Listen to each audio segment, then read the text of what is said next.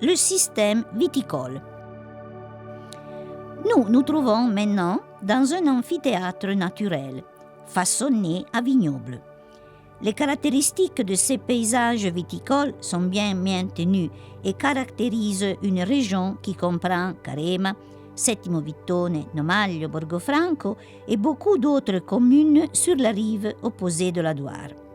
Entre XVIIIe et XIXe siècle, comme en autres régions préalpines, l'augmentation de la population et le manque de terrain pour cultiver ont provoqué l'anthropisation progressive des pentes de la montagne pour obtenir nouvelles terres cultivables. Les terrassements, qui aujourd'hui semblent un labyrinthique et fascinant réseau, sont les puissants remblais obtenus avec le transport de terres fertiles, des bois ou du fond de la vallée. Les murs en pierre à sec sont le soutien et sont rendus stables seulement par la force de gravité et par la cohésion des pierres entre elles. La profondeur d'un mur à peu près de 4 mètres d'auteur nous parle très bien de cette sorte de génie que nous appelons ingéniosité rupestre. La principale culture de toute la région, la vigne, bénéficie du chaleur qui vient de ces grands piliers, grâce à leur propriété thermorégulatrice. Les branches s'appuient sur les pergolas, dits toppie en dialecte local, qui respectent un code constructif bien essayé.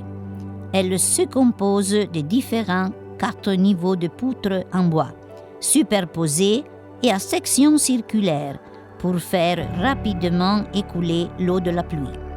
Le bois arrive des forêts qu'on voit dans la zone au-dessus des vignobles et est travaillé uniquement dans la phase de lune décroissante. Les piliers sur lesquels se reposent les toppies sont appelés pilum, colonnes coniques tronquées, autrefois recouvertes de chaux, comme on peut voir dans aucune vieille photo des années 50.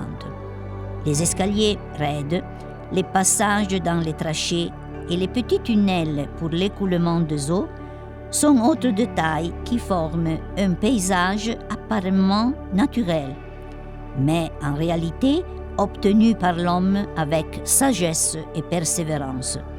Tout alentour, on peut observer les saules avec lesquels, pendant l'hiver, les vignerons attachent la vigne, mais aussi arbustes et arbres fruitiers, qui non seulement sont essentiels sur les tables des paysans, mais donnent aussi au paysage une atmosphère douce et agréable.